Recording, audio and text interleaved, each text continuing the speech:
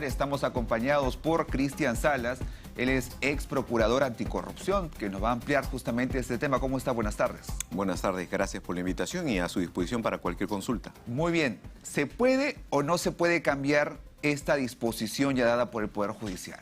Es posible, en realidad hay una regla en el proceso penal que es que toda medida coercitiva, impedimento de salida, detención domiciliaria, prisiones preventivas, etcétera, son provisionales. Pueden variar durante el avance del proceso. Y en este caso, la defensa del expresidente Alejandro Toledo, ya con prisión preventiva en ejecución, puede solicitar al juez que varíe esa medida y coloque otra menos gravosa, como podría ser la detención domiciliaria, si es posible que lo pueda solicitar, pero cumpliendo ciertos requisitos. Justamente, ¿cuáles son esos requisitos que se tendrían que presentar, sustentar ante el juzgado para que se pueda variar? Porque hay unos principios muy importantes que cumplir. Efectivamente. ¿La idea cuál es? Tanto para la prisión preventiva como para la detención domiciliaria, los requisitos son los mismos. Es decir, tiene que haber elementos probatorios que vinculen gravemente al procesado con la comisión del delito, que en este caso lo hay. Tiene que haber una prognosis de pena, es decir, un pronóstico de pena futuro mayor a 4 años, que por los delitos imputados en este caso lo hay. Tiene que haber peligro procesal. ¿Cuál es la única diferencia? Que ante el pedido de detención domiciliaria, la defensa tiene que justificar por qué el procesado no puede mantenerse en la prisión. Y esto tiene que ver con temas de edad, temas de salud. Es decir, la defensa tendrá que no solo justificar que el procesado está enfermo, no basta con eso. Tiene que justificar por qué esa enfermedad no puede ser tratada en el establecimiento penal. ¿Por qué necesita estar fuera? Tiene que estar interno en una clínica, tiene que estar interno en su casa, etcétera. Esa justificación es lo que torna en especial esta medida. Ahora, lo que ha señalado su defensa de familiares también del expresidente es que él padece de cáncer, ¿no? Y esa sería una de las partes de lo que usted señala, uno de los argumentos para poder solicitar este tema de la variación. Y también habla sobre el peligro de fuga y la obstrucción a la justicia, ¿no es cierto? ¿Considera que dentro de todo este proceso calificaría o no calificaría con estos requisitos? Bueno, ahí tenemos primero que esperar qué es lo que presenta la defensa, porque hasta ahora la defensa no ha sacado un documento formal, médico, exhibido, ni en prensa, ni mucho menos en el juzgado, porque creo que hasta hoy no ha presentado esta solicitud. Pero ese documento tendría que detallar qué tipo de enfermedad es, en qué zona de la integridad física del procesado se encuentra, cuál es el nivel de la enfermedad, en qué estado se encuentra de avance, qué tratamiento requiere. Esa información la tiene que justificar la defensa. Ese informe, que va a ser un informe de parte, o sea, son los médicos de Alejandro Toledo los que van a emitir ese informe, se corre a traslado a la Fiscalía. Y la Fiscalía lo que hace es evaluar ese informe con los médicos oficiales, los médicos legistas. Y estos emiten otro informe. Ambos informes tienen que ser evaluados por el juez. Eso de un lado. Reitero, no basta con acreditar la enfermedad. Alberto Fujimori tiene también cáncer, pero eso, el solo hecho de que tenga cáncer no hace que él salga de prisión.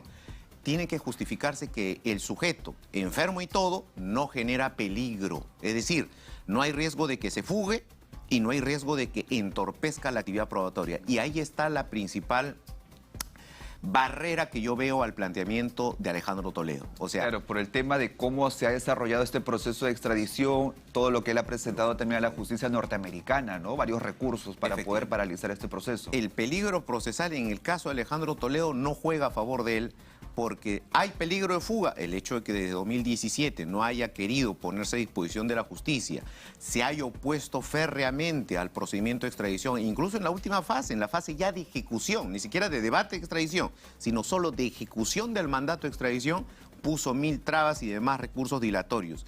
Y a eso le sumamos algo grave, que es que Alejandro Toledo ha expuesto a nivel internacional y en el propio proceso de extradición que no confía en las decisiones judiciales del Perú, que considera que el Perú tiene un sistema de administración de justicia tan arcaico, tan politizado, inferior a otros estándares, incluso de otros países cuestionados, y que no confía. Eso repercute terriblemente en el peligro procesal. ¿Por qué? Porque un juez analiza eso como un desacato a la autoridad. Y dice, si yo emito una decisión, este señor fácilmente va a alegar persecución política y no va a acatar las decisiones que yo estoy adoptando bajo ese argumento. Por tanto, peligro procesal. Ahora, en cuanto al peligro de fuga, porque hay que acreditar también que él está establecido en un país, en un lugar, ¿no es cierto? Y él justamente en el control de identidad dio una dirección de su vivienda en Camacho La Molina, y precisamente esa vivienda está incautada, ¿no es cierto?, por Pronavi, y ahora la Fiscalía está solicitando de que 8 propiedades vinculadas al expresidente pasen ya a poder del Estado. ¿Cómo queda ese tema? Efectivamente, el Código Procesal Penal establece para calificar el peligro de fuga ciertos criterios. Y dice, a ver, juez, para que tú digas si una persona tiene o no, genera o no peligro de fuga, considera arraigo domiciliario, arraigo familiar, arraigo laboral, entre otros datos más. Arraigo domiciliario, Alejandro Toledo, no. Todos estos 6 años ha estado viviendo en Estados Unidos. En el Perú tiene propiedades a su nombre, pero que son materia de incautación. Es decir, él no está viviendo ahí. Arraigo familiar, su esposa y su hija viven en el Perú, no. Arraigo laboral, ¿trabaja en el Perú? No. ¿Sigue trabajando en el extranjero? No, es un jubilado, él mismo lo ha dicho. Entonces, al carecer de arraigos, existe peligro de fuga. Entonces, como que no cumple los requisitos. Efectivamente. Este último requisito, reitero, el del peligro procesal, va en contra de Alejandro Toledo. Y creo que es uno de los más importantes, ¿no? Es básico, porque es el que determina si se le da o no el arresto domiciliario. Claro, para que el proceso pueda continuar. Y justamente hablando del proceso, en la audiencia de control y acusación se ha hablado precisamente de que se va a replantear la acusación por parte del fiscal Domingo Pérez, de que hay que esperar 18 meses mientras se desarrollan todas esas audiencias. ¿Cómo es que viene este proceso en cuanto al control de acusación, para que nos explique un poco de todo lo que sigue? Primero, hay que partir aquí. Lo siguiente, para que la sociedad tenga esto claro. Los casos Lavallato, los casos donde se investiga los actos de corrupción promovidos por Odebrecht en diversos gobiernos, son casos complejos, casos que vinculan incluso crimen organizado. Es por ello que las investigaciones han demorado tanto. 36 meses de investigación, son 3 años. Las etapas de control, el caso, por ejemplo, Yantumala, ha demorado años. Control de acusación. El caso que ahora está todavía en marcha, que es el caso del tren eléctrico. El caso Cócteles, en el caso del Partido Fuerza Popular, que represento. O sea, se demoran mucho, ¿por qué? Por la cantidad de procesados, por la cantidad de delitos, por la complejidad del caso. En el caso de Alejandro Toledo, en el caso específico de la Interoceánica, el caso es complejo. No es solo Alejandro Toledo el que participó en esa trama de corrupción, hay varios funcionarios de proinversión y demás. Entonces, esto va a tomar un tiempo y es importante que la sociedad lo tenga claro. No es que se esté dilatando, hayan quedado en el olvido estos casos. Estos casos están avanzados, pero toman su tiempo necesario para hacer un adecuado control. Y en el caso puntual de Alejandro Toledo, lo que no podría en este caso descartarse de prima facie sería la imputación por colusión, por ejemplo. ¿Por qué? Porque si uno recuerda el caso Odebrecht o el caso Lavallato, esta figura era esencialmente una organización criminal de empresas extranjeras brasileras que captaron funcionarios no solo en el Perú, sino en varios países de la región. ¿Para qué? Para hacerse de contratos millonarios. Entonces, estos funcionarios, ¿qué hicieron? Utilizaron todos sus poderes y facultades para viabilizar esos proyectos, como la Interoceánica, para darles contratos, concesiones y demás. Y a partir de ahí se genera el delito de colusión.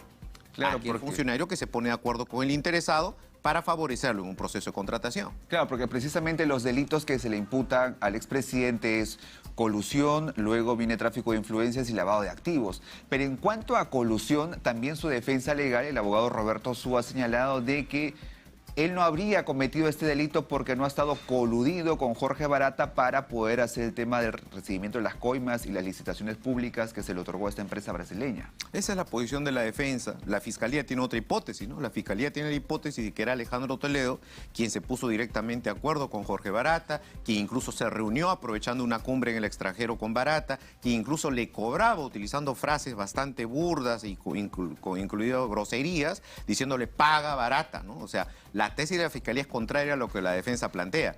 Entiendo que la defensa está diciendo, ¿cómo me pruebas eso? ¿Cómo puedes corroborar eso? Bueno, eso ya será materia del juicio. Claro, porque también lo que se dice es que, si bien es cierto, el presidente en ese entonces no tuvo interferencia directa, es lo que señala, porque estuvieron implicados otros funcionarios, ¿no? Pero usted también señala de que la intervención es indirecta. Esto es importante, ya es un tema de tipicidad. El sujeto activo, que es lo que llamamos el autor en el delito de colusión, es un sujeto activo especial. ¿Qué significa? No es cualquier persona, tiene que ser funcionario público, pero además que tenga vinculación directa o indirecta con el proceso de contratación. Es un sujeto activo especial, no es cualquiera. En el caso de Alejandro Toledo, en el caso de los presidentes regionales, en el caso de los alcaldes, hay una intervención indirecta y eso ya la jurisprudencia lo ha desarrollado. Por tanto, ¿es posible que el titular de una entidad se pueda coludir con un empresario para beneficiarlo en un proceso de contratación? Por supuesto que sí, nuestra jurisprudencia ya ahí así es bastante clara. Y en estas audiencias que se están desarrollando, que empezó ayer precisamente la audiencia de control de acusación, ¿es necesario que asista el expresidente de la República a estas audiencias? Al control de acusación no, porque es un control meramente formal. Se analiza acá, el juez analiza si la acusación tiene los requisitos exigidos por la norma, identificación de los acusados, imputación concreta, específica, elementos de convicción individualizados, medios probatorios ofrecidos por delito y por cada imputado, etcétera, etcétera. Es un análisis formal que se hace. Las defensas en esta etapa deducen excepciones por atipicidad, como la que nuestro colega está planteando. Él va a decir, el sujeto activo en este delito no se da por estas razones. La Fiscalía lo contradice, el juez evalúa. Es un debate muy formal, muy técnico. La etapa de control de acusación no es para ver si Toledo es inocente o culpable. Es una etapa que simplemente sirve para verificar que la acusación cumpla con los requisitos legales y autorizar el paso a la siguiente etapa, que es el juicio oral. Recién en el juicio oral, otro juez es el que resuelve el fondo, actúa la prueba y sentencia, pero ese es en la siguiente etapa. Muy bien, ahora, ¿qué es lo que sigue, no? Porque tenemos al expresidente ya en Barbadillo cumpliendo sus 18 meses, pero ¿cuándo podremos ver este proceso que continúa? Ahora estamos en la audiencia de control de acusación, pero ¿cuándo llegaremos al juicio oral? Sí, no hay plazo para el desarrollo de la audiencia. La audiencia de control de acusación dura lo que requiera el caso en sí, ¿no? Hay otros casos, Lavallato, que están durando 2 años incluso, entonces va a demorar de acuerdo a la cantidad de procesados, de acuerdo a la cantidad de hechos, de acuerdo a la cantidad de elementos probatorios que se están ofreciendo, de acuerdo a los incidentes que se van generando, nulidades, excepciones, pedidos de sobreseimiento, etcétera. Entonces, el tiempo en realidad va a requerir lo que el juez necesite. Entonces, en un caso de esta naturaleza, pues no menos de 1 año, ¿no? Ahora, el expresidente en entrevistas anteriores a cadenas internacionales también ha precisado de que a él se le extradita, se le manda a prisión preventiva y se le sigue un proceso solamente por hechos o por dichos de Jorge Barata, más no por pruebas. Bueno, es un argumento de defensa, hay que respetarlo, pero objetivamente, si nosotros analizamos la información pública que circula sobre el caso, no son solo dichos de Barata. O sea, el caso de Alejandro Toledo es uno de los pocos casos donde los funcionarios de Odebrecht reconocen haber dado coima. Son pocos los casos donde estos reconocen que han dado coima. En el caso, por ejemplo, de Fuerza Popular, Odebrecht ni Barata reconocen haber dado coima. O sea, ahí hay una gran diferencia. Pero además, aquí tenemos la declaración corroborada de una persona allegada a Alejandro Toledo, que es Maiman. En el caso de Maiman, ya fallecido, claro, él se acoge a la colaboración eficaz y él proporciona toda la ruta del dinero y la estructuración que se desarrolló para el traslado de la coima y del dinero. Todo eso no está en dichos, todo eso está también en documentos. La Fiscalía ha logrado construir documentalmente toda la ruta.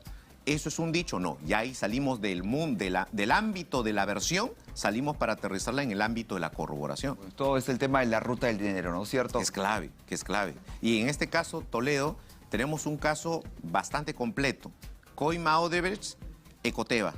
¿A dónde llegó a parar la coima? el caso Ecoteva es complemento perfecto del caso Lavallato. Muy bien, sin duda es un caso que todavía va a tomar su tiempo, como usted dice, que no se está retrasando, sino que está cumpliendo los plazos que requiere este tipo de Debido procesos. proceso. Respetemos el debido proceso y se va a llegar a la justicia, sin duda que sí. Muy bien, muchas gracias. Estuvo con nosotros Cristian Salas, ex procurador anticorrupción, que nos habló sobre el tema del caso Toledo, si se puede o no se puede cambiar esta medida dada ya por el Poder Judicial de prisión preventiva, y ahora lo que se busca es que se cambie por arresto domiciliario.